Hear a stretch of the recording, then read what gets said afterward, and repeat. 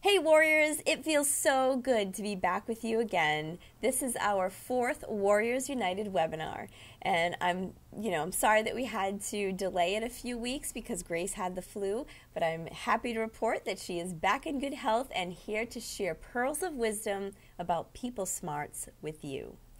Because success in this business requires you to be good with people, so good that they like you, and so good and like you enough that they book parties with you, inviting you into their homes, and that they join your team. We can all benefit from this webinar and Grace's tips for becoming a more efficient and impactful communicator. I'm going to ask you to shut down your social media, eliminate distractions, and really lock in the learning. Please take this time to honor yourself, your clients, your hostesses, your team members, and my investment in you and your business. Our first code word is communicate. And here she is to communicate with you, Grace.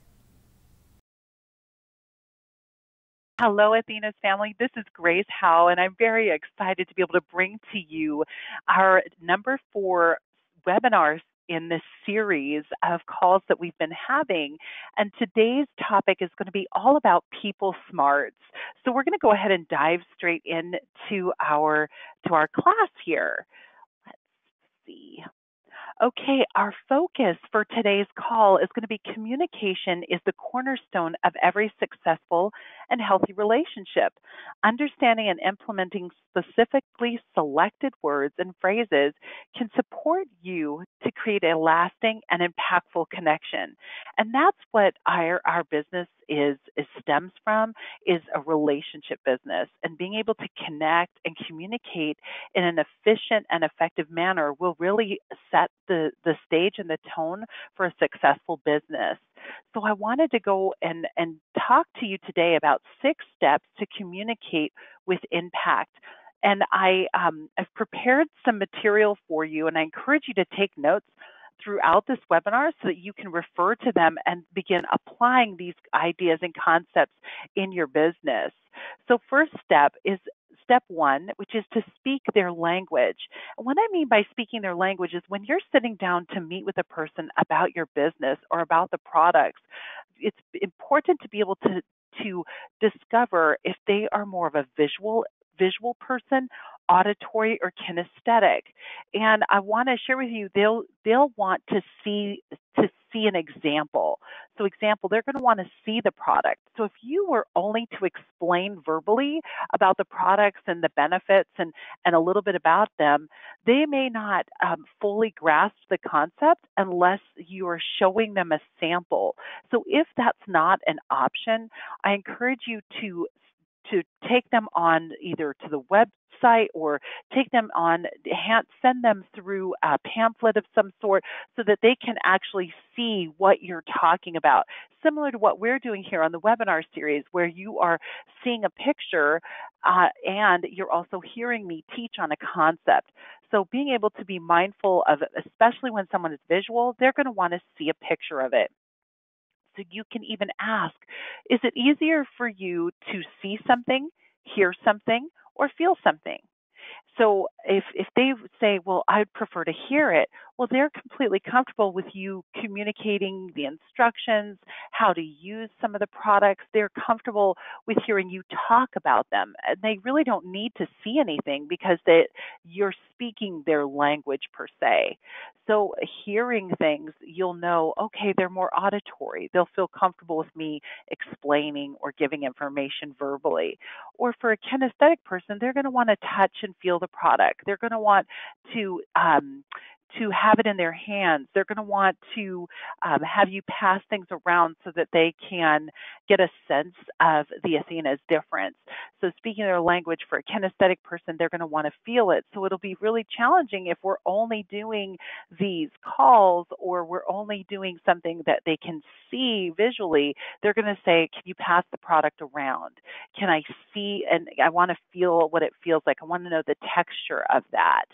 So being able to be mindful of these tendencies so that you can speak the language and align really quickly with the person that you're connecting with. Another way to speak a person's language is to be able to identify, do they prefer a brief overview, a little more information, or all of the details? Sometimes what happens in our profession is that we go into a lot of detail and we're communicating with someone that's more of a brief overview. They don't want all of the tedious things. We had them at hello, and then we lost them in our desire to share with them the ingredients, to share with them the origination of the product. We're going into information overload, and they're saying to themselves, oh my goodness, TMI, TMI, too much information. So be able to ask that question, do you prefer a brief overview, a little more information, or all the details? That's also a very helpful question when you're looking to communicate with someone or meet with them about the business and if they have a desire to become a part of our company. So again, speaking their language. Another thought around speaking their language is to be able to understand if they're more logical. So if they're logical, they may say, I want to think about it, or I'm going to put some thought into this. It's not that they're brushing you off or pushing you away. It's that it's likely that they want to consider their decision, whether it be a decision to purchase, whether it be a decision to book, or whether it be a decision to join your team. And so when somebody says to me, Grace, I'd like to think about it, I communicate back and I say, oh my goodness, thank you. I respect your thoughtfulness when it comes to a decision about the business. I respect your thoughtfulness. So rather than, why do you need to think about it? Hurry up, make a decision. When we take that approach, it's a disrespect. So again, I respect your thoughtfulness, and I appreciate that. When do you think you'll be able to set aside some time to think this through? So I know when to follow up. And people often say, well, I'll have some time tonight or I'll have some time tomorrow. Okay. The challenge is if we don't ask that question, we do not set in motion the understanding that we are going to follow up, because the fortune is in the follow-up. So if, like I said, you have a logical person that would like to think about it, or they want to put thought into this decision, I respect your choice to be thoughtful around this. May I have permission to follow up with you in 1 to 2 days to see what ideas came to mind, to see what thoughts you were able to generate. And so then you're creating this mutual expectation of follow through and follow up. And I found that people really appreciate that approach. Also, logical people, these are people that are going to come to you with their order form sequential. They're going to come to you with an order form in sequence 1, 2, 3, 4, 5. They will have their items listed, and they'll be very methodical and orderly.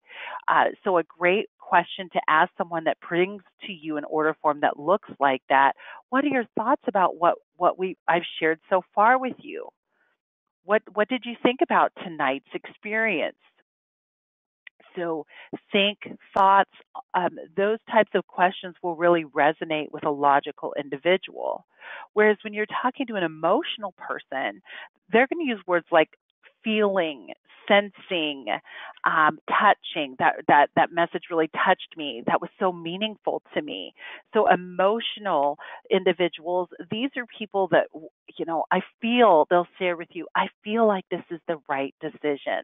I feel like I'm making a good choice. I'm feeling good about booking with you. So they are likely to be more emotional. And so a great question to be able to ask, and by the way, the emotional people, their order form, they have items written all over their page. There's not a lot of sequence happening. It's more, these are emotional buying decisions. These are emotional random thoughts, not as sequential. So for an emotional person, when she presents or he presents to me their order form, I'm going to say something like, how do you feel about our conversation? So if how did you feel about tonight's experience? How did you feel about what we talked about? What resonated with you? So those are some questions that you can ask, whether you're meeting with them about the business, how do you feel about our conversation, or what resonated with you.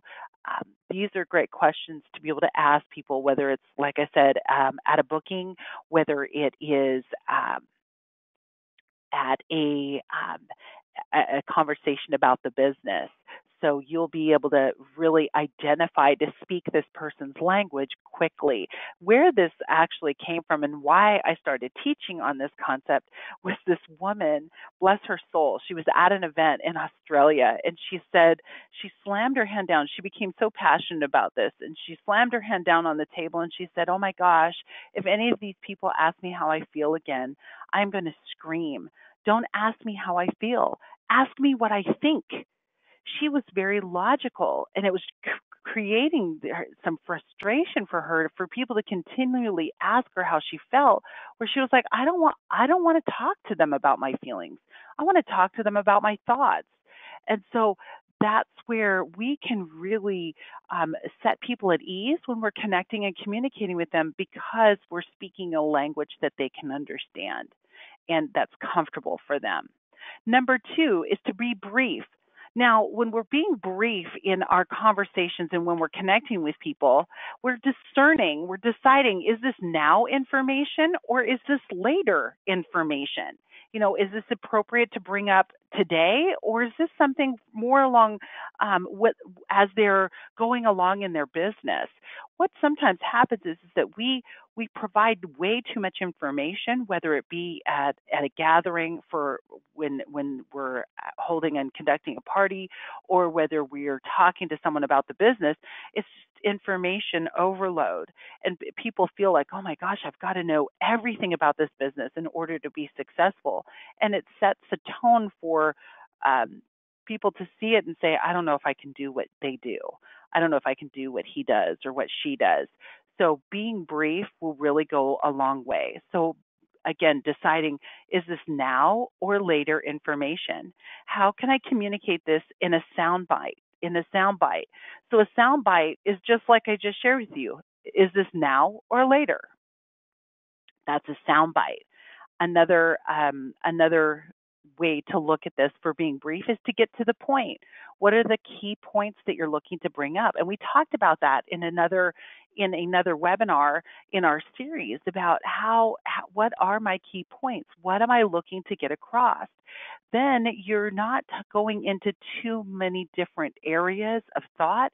You're pretty much staying in line or in your lane of communication, and what is most pertinent for them to make a buying decision, what is most pertinent for them to choose to book with you, what is most pertinent for them to hear so that they just can decide and make a decision about joining your team. So being brief and getting to the point. One way that I teach people how to get to the point, even when you're making a phone call or connecting with someone, and this could be someone that you haven't spoken with for some time, or this could be someone that you spoke with recently. So when you're calling them up, communicating at the very beginning, hi, this is Grace. I'm calling for 2 reasons. Is this a good time? So if I was calling Jen with Athena's, I would say, hi, Jen, this is Grace. I'm calling for 2 reasons. Is this a good time? And majority of people, they're going to be curious, what are those 2 reasons? And so if they say it's not a good time, they're going to wonder tomorrow, what were those 2 reasons Grace called? Next week, what were the 2 reasons? Next month, what were the 2 reasons? So this creates what we call in facilitation an open loop in the mind, and it creates a sense of curiosity. So many people, they'll feel comfortable with saying, yes, it's a good time because I want to understand what those 2 reasons are. So asking again, so hi, Jen, this is Grace. I'm calling for 2 reasons this is a good time. And if they say, yes, this is a good time, then I'm going to communicate. So the first reason is that I wanted to catch up with you. We haven't spoken with each other for a while, and I want to hear what's happening with you. And I wanted to share a bit about what's happening with me. So what you're doing is you're setting the conversation up for her to speak first or him to speak first, and for me or you to speak second. And the reason that that's so important is in the past, in our profession, we would try to get as much information out as fast as we could before someone said no, or we wanted to get our point across as quickly as possible. But what we were doing in that is we were aiming in the dark. We had no idea where this person's at right now in their life, what needs they may have, how our products or our business could add value to them, we're shooting in the dark and hoping that something lands. I call it the throwing spaghetti on the wall and hoping something sticks. And often we can miss every time. Versus when we give someone else an opportunity to begin sharing first, what are they up to? What's new with them? What are some of the exciting things that are happening in their life? And they're sharing first. Then what happens is when it's our turn to talk, we have a way, we have an opportunity now to connect what's happening in their life with what we have to offer. We have an opportunity to connect what they may be looking for with what Athena's could deliver for them. This also supports you so that when you're, and I don't know if any of you could relate to this, but this has happened even to me where someone would call me and and they wouldn't give me the reason for their call. And so we would chat for some time, and then at the very end, they would slide in information about their business or slide in the favor that they were looking for. And what I felt like was that they weren't really calling to catch up with me, or they weren't really calling to connect with me. They were really calling because they wanted this or that. And so what happens is with this posturing of the conversation, people feel like, okay, well, I'm going to share a bit about me, and then she is going to share a bit about her and what she's up to. It's giving you permission, and so people feel like you are calling for two reasons, and they'll even ask often, so what was your reason? I mean, what have you been up to? And they'll begin to ask you. Many people in our profession, I've even heard, they're like, gosh, I always hope that they'll ask me a question or ask me something, and then I don't know what to do when they don't. And so now you have a way of approaching it. I'm calling for two reasons. Is this a good time? Yes, it is. Okay, the first reason is I wanted to catch up with you and hear what you've been up to lately. And the second is I'd like to share a bit about what I've been up to. So again, it gives you a way to be brief and to the point. And you can even say how much time you're looking for. So I wanted to take, I'm thinking, 15 to 30 minutes. And if we find that we want to catch up in person, that would be fantastic. I'd be happy to meet with you in person. Or we could definitely reconnect again sometime in the near future as well. But just being able to set it up so that they are clear on how much time is it going to be and what were the reasons. And when you give someone a reason, they tend to be more open to the conversation versus I'm curious, what are you calling about? What are you calling about? What's going on? All right. Number 3, demonstrate your credibility. So before I talk a bit about demonstrating your credibility, I wanted to share with you today's code word for this webinar. The code word for this webinar is with, WITH. So you're definitely going to want to write that down so that you can receive credit for listening to this webinar. Again, the code word is with, WITH. So you're going to want to get that over to Jen so she is in the loop that you have taken the time to listen to this webinar. Okay, so now again, back on point here for our series. Number 3, demonstrate your credibility. So this is where you're posturing your communication, you're posturing your messaging. And so what you want to do is you want to be able to share with people briefly about your experience in the business. So how long have you been with Athena's? What is your experience? When people sense your credibility, they have an ear. They're more open to hearing what you have to say. They're saying to themselves, oh my goodness, there's something that I can learn here. There's something that I'm interested. This could be important, or he knows or she knows more about this than I do, or I'd like to better understand this. And so I'm going to tune in and listen. So again, what is your experience in your business as a way to demonstrate your credibility? How many years have you, or how much time have you been with Athena's? What kind of training have you accessed as you've been going along in your journey? How do you add value to others? What are people saying about your party experience or their party experience with you? So people, what are some of the things the reason I reached out to you is because I thought that you're a fun person and you're somebody that loves to have a good time. And that's something that I've been hearing a lot from my clients is that they enjoy and have fun with their party experience with me. And I thought that I'd bring that experience to you if that would be of interest. And they're like, wow, you thought of me because you see me as fun, or other people are saying it. So it's a third party endorsement to your credibility. Another is to have testimonials or happy clients. So what are your happy clients saying about you? What are people that, what are some of their success stories with their products, with hosting, with your your teachings, with working with you, being one of your customers or preferred customers? What are some of the success stories with people on your team? So this is a way to demonstrate your credibility. It's a way to posture your communication and for people to see you as an authority in this business, and so that they feel they can learn something from you, which is important. That's that personalized experience that you all bring to your clientele. So number 3 was demonstrate your credibility. Number 4 we're going to transition to is consistency counts. Consistency counts. And what I mean by consistency is that people enjoy speaking with you. Being a consistent communicator, how do you leave people feeling? How do you consistently reach out and connect with them and communicate with them? So it sets you apart from everyone else. And one thing that I want to share with you around consistency and setting yourself apart from everyone else is what I call touch points. And touch points mean to be reaching out consistently using a variety of forms of communication. Some people think, well, if they say no to me over the phone, then that's it. They're not interested. When in reality, sometimes it's a multitude of touch points before people make a decision to engage in some form or fashion. So consistency counts, meaning consistently.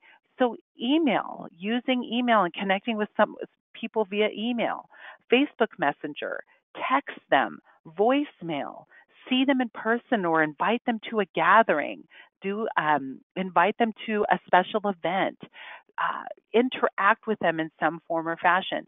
These are called touch points. And on average, people need anywhere from 5 to 12 is what I've heard. Now that's on the high side. I've more seen 5 to 7 touch points before they make a purchasing decision, before they make a decision to join the business.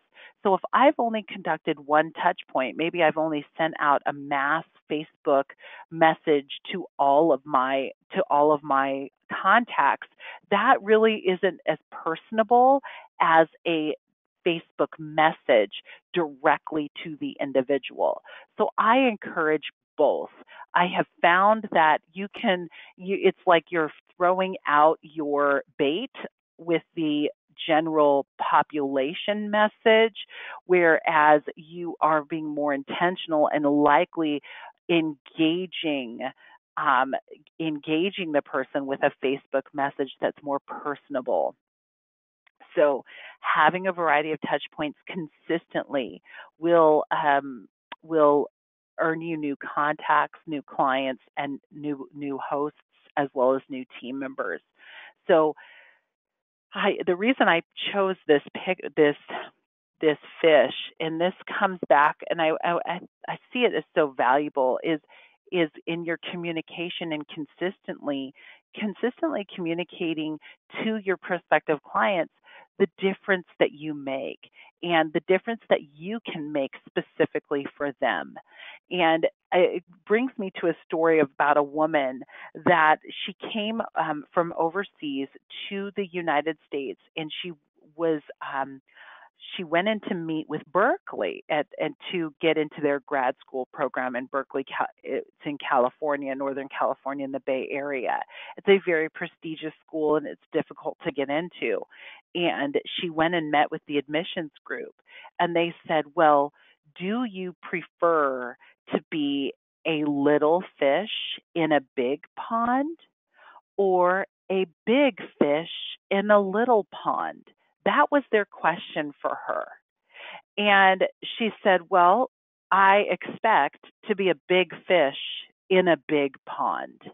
So really, with consistency counts, be a big fish in a big pond. Set yourself up in a manner when you're communicating with people that engages people, and being bold, going out on a limb, taking some risks when you're thinking, do I want to call this person? Well, yeah, I do, because if I don't, I get the same response. I naturally give an automatic no if I don't call them. But if I do call them, I get a 50-50 chance. One option is that they say no. Well, I would have gotten that same response if I didn't call them at all. Or the other option is I get a yes. What I've found is that the more consistent you are in your business in outbound connections, in reaching out, the more effective you become in engaging. So let's say in your first round of conversations, in your first 20 calls, you had 20 people say no and one person say yes. Okay, so the next round of calls, what you're going to find naturally, because with practice makes permanent, you're going to find naturally that it may take 17 no's and one yes, 15 no's, then one yes, 10 no's, then one yes. The ratios it's almost like they will continue to go down, so that eventually it could be 3 no's to one yes, 2 no's to one yes. I mean, that is, and then it could be there's this expectation, well, gosh, the yeses are right here. They're everywhere. There's yeses all over the place. You're refining your skills and being consistent in your outbound contact, continuing to expand your pond, as we say, or your big fish, being a big fish in a big pond where people naturally gravitate towards you because you have this charismatic, engaging behavior and communication style that people want to be around. So step 5, all right, we're going to talk about the tone of the conversation. And what I mean by tone of the conversation is, how many of you have gotten on the phone and someone has been talking like this? Hi, how are you today? And it's like this downward, the tone is so dreary that you're like, oh my gosh, can I get off this phone fast enough? So when you're having your tone of your conversation, when you're speaking with someone in person, whether you're leaving a voicemail, whether you're recording a video or an audio, having your tone be as upbeat as possible. So having an upbeat tone, friendly tone, that it's like people, that's the most enthusiastic tone that they've heard all day, because many people are accustomed to be become like the people they surround themselves with. And if they're surrounding themselves with dreary, sad, people that are not as excited or passionate about what they're doing, then their tone is like in the tank. So I encourage you to have this friendly tone, have a smile on your face when you're communicating, have a moderate to a fast pace in how you're speaking with people, have this excited or happy tone. I call it the share the happy, share the happiness. And I had one lady in Miami. It was so funny. I'm speaking in front of her and a huge group of people in the audience, and she stood up and she said, "I have a question for you." Or she said, "Well, really, it's more like a statement." And I said, "Okay, I'm ready for it." She said, "Well, here in Miami, if we speak like this, people are going to think that we're weird. If we take this approach, people are going to think we're weird." And I said, "Well, would you prefer to be weird and successful, or the same and mediocre?" And I want you to hear that, because yes, in the beginning, it may feel a little bit different or feel a little bit weird and unusual, but that unusual, that unique is what will support you to stand out amongst the crowd. It will set you up for a successful trajectory. So weird and successful, or the same and mediocre. So having a tone of the conversation that again invites people. It's like, gosh, I enjoy speaking with you. It's fun to interact with you. It's like a It's like this back and forth, enjoyable, upbeat conversation and experience. You're creating an experience when people are connecting with you. Again, this is what sets you apart from everyone else. Step 6 is to choose your words. So when you're talking to people, be mindful about the words that you use because they will be associated with you.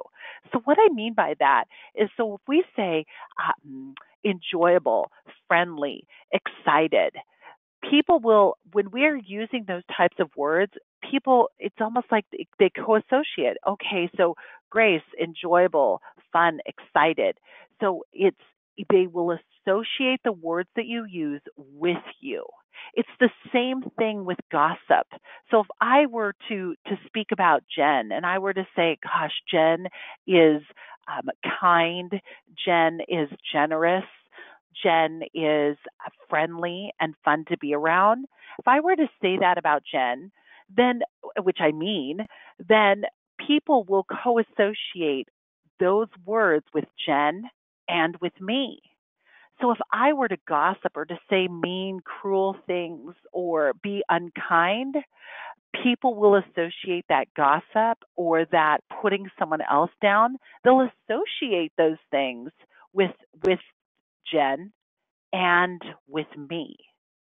So being mindful, that's why we were taught, we just weren't taught what the reason was for that. We were taught, don't, if you have nothing nice to say, don't say anything at all. Well, it was a nice saying, but they didn't give us all the background to that. It's because if we do those things, people will hear those words and co-associate them. So it's something to think about. Choose and be mindful of your words because they will be associated with you. And this is one way for you to be able to be intentional about what you're communicating. And I want to share with you this really quick graph between contrast and clarity. Your contrast communication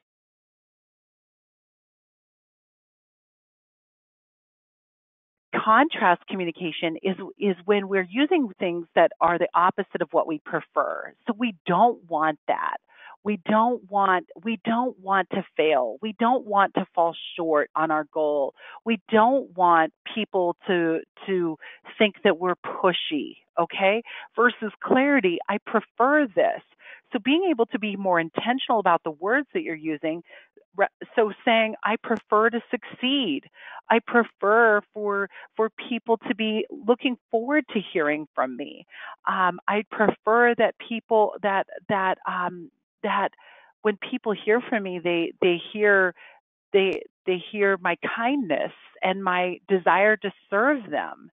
Okay, so that's a way to transition out of contrast, which is I don't want to fail. When we say to ourselves those things, what word do we really hear? We hear fail. So we focus on fail. The mind really omits the don't and focuses on the failure versus saying to ourselves, I prefer to succeed. I expect to succeed. I am successful. That is a clarity word. And so when you focus in on successful, you look for how to's. How can I be more successful? How do I define success? What does success mean to me? How do successful people operate? And what is their daily methods of operation? Another one, contrast statement, and is this: don't hesitate to call me. What am I really saying? Hesitate. Take all the time you need. Really, you don't need to call. Versus a clarity statement and how we can be intentional about our words is to say, call me soon. Or how about this? I'll call you.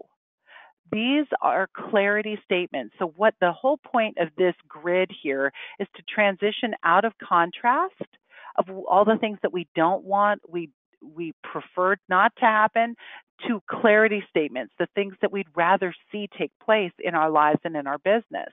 What about this one? When someone calls us and says, "I'd like to make an exchange," or "I'd like to schedule at a later time," whatever it may be. When we say no problem, what we're really saying here is there's a problem. There's a big problem. We've got a problem, Houston, versus saying, that sounds great, or that's easy, or we'd be happy to make that adjustment, or you'd like to make an exchange. It's easy. That's easy. I'd be happy to take care of that for you.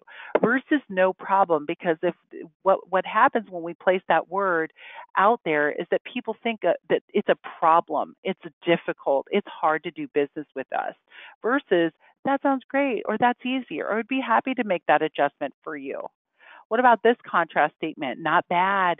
Whenever I ask someone, how are you today? And they say, not bad, I'm thinking, oh my gosh, it must be bad.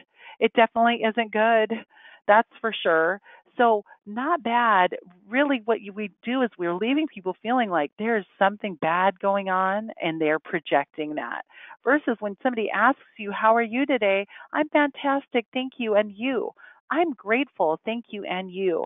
I'm happy and healthy. Thank you. And you?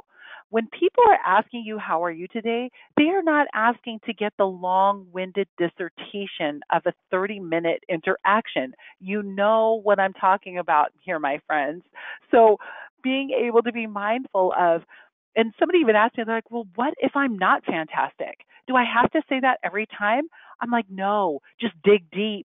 Find something to be happy about, something, even if there's a little speck of it, meaning that you could come up with, I'm well rested, thank you, and you. I am on a mission, thank you, and you. Whatever it may be, come up with something that leaves people feeling good, because this is the distinction. When you are in the habit of using clarity communication, this is when people smile when you walk in the room. This is when people take your phone calls because they're like, oh my gosh, this is going to be such a feel good conversation. I definitely want to take this call. Or if we're in this area of contrast and we are contrast communicators that leave people feeling like down and in the dumps and like, oh my gosh, this was awful. It was a terrible conversational experience. I don't want to revisit this again. This is when people smile when we walk out of the room, which is very different from smile when we walk in. It's also when people are like, okay, let that call go to voicemail. Oh, okay, well, we'll respond later to that one. Yeah. So looking at how can I be a clarity communicator? How can I have people at hello and for people to look forward to see me, to hear from me, to be around me? And so when we use this statement, I am grateful. Thank you. And you, what we're doing is we're saying, okay, it's brief. I'm briefly talking about myself and then I'm coming back to you, because people find that interested is interesting. And so if you can be interested in the other person, if you can be excited about learning more about them, they're definitely going to be interested in you and what you have to say. So keeping it as limited about you as possible and more about them will go a long way. And it goes back to that saying where there's this person that was saying, oh gosh, they were going on and on and on about themselves. I'm sure you all have experienced that at some point before. They go on and on and on about themselves, and then they're saying, okay, well, enough about me. Let's talk about you. What do you think of me? So it's all about them, and it's like, oh my gosh, we can only take so much. So being able to be mindful about others and interested in others will naturally make you so interesting and people want to be around you. Another contrast statement that I've heard in the past is when we project a thought and then people easily grab a hold of it and say, okay, yeah, that works. Or yeah, that's right. So this will be an example. A contrast statement is you're probably too busy to start a business, or you're probably too busy to do Athenas, or you probably don't have a lot of time for something like this. I just thought I'd ask. So what we're doing is we're projecting an answer. We're saying you're too busy. And how do they often respond? You're right. I am too busy. Yes, because we gave them that answer and they so easily responded with, yep, I am too busy. So, I can't start this business. Whereas a clarity statement would be, how could Athena's fit into your life? How could this fit into your life easily? Notice I didn't use the word time. Where could you find the time to do Athenas? Because time is often an objection. People feel like they don't have enough of it. So being able to ask them, how could Athenas fit into your life? What they're doing right now is they're looking for ways that it could fit in. And with this question, we are giving them an opportunity to use their imagination, and it makes the question personal. They're looking in their schedule, they're looking in their day, they're looking in their month and their week. How could it fit into your life? And and then the follow-up question to that would be, how would you want to benefit from it? So if you were able to find a way for Athenas to fit into your life, how would you want to be rewarded? How would you want to benefit from a business like this? How could this add value to you and the people you care most about? So these are some questions and some thoughts to support you to be intentional about your words and how you're communicating so that you are engaging people and have them at hello. So I want you to be thinking of some questions that you have based on this particular module. What were some of the things that came up for you that you'd like for me to speak about more, so that when we have our next and final two modules webinars that we'll be able to address those. So be thinking about questions and then be able to communicate that with me, and also your ahas and your wows from this webinar. Again, we were talking about people smarts and how to connect and communicate with impact. So what were your ahas from today's call, your wows, the things that you really loved about this message and that you have applied, and those things that you will apply or have applied, because that's my favorite part, is how did some of those ideas support you in your business and in your life. All right, everyone. Thank you again for allowing me to speak to your life. Again, this is Grace Howe with the DSWA, and I am so excited that we get to be a part of this journey with all of you. So enjoy your being people smart and being powerful communicators. And I look forward to being with all of you again very soon. Take care and have a wonderful week. Bye-bye.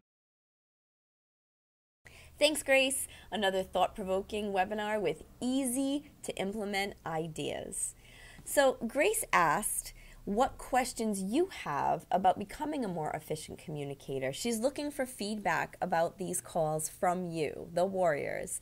So here's what I'd love to do. If you have a question for Grace or a topic you'd like to see her address in more detail in future webinars, there is a thread on the WOW page that says Warrior Webinar number 4, Questions for Grace. Please just go right there and ask any questions that you have, and I will share them with Grace. And this week I would like to have a Warrior Challenge. So again, feedback, it's really important to me as well. I would like to know what came up for you during this webinar. Was this something that you heard that you're like, I'm going to put that into practice? Or was there a revelation that you had about the way you speak to others? So I'm going to ask you to make a quick video, like 1 minute or less, about those questions that I just asked. I would love to have you post your video in the thread on the WOW page that says, what came up for you on webinar number 4? Okay, very simple. Just post your video there. I love to hear from you. I like to read your posts and responses, but my favorite way to connect with you is to really see you. And when you make a video, I can see you. I can see your eyes. I can hear the tone in your voice, and that is magical to me. So I like to see you the way you can see me. So post your video by Friday at 11:59 p.m. and next Monday I'm going to pick a random winner, and that winner will receive not 1 but 2 womanizers to go. That's right, that's over a $330 prize pack. Someone will win. How about you? So I won't be going over how to submit code words and waste our precious time. The directions are included in the email that included this link, and they've also been posted on the WOW and WAR Facebook pages. We're all smart and savvy adults, and I know that we can all find the directions and follow them. Your final code word is clarity. C-L-A-R-I-T-Y. Your final code word is clarity. It is my goal to provide you with opportunities to become a confident, prosperous business owner. Thank you for matching my commitment by showing up and being open to the learning in these webinars. Grace will be back next Wednesday for webinar number 5, which means we're coming to the end here. That's only 2 left for this session. How exciting. Well, thanks, warriors. Thanks for watching, and thanks for being part of Athena's. Goddess bless.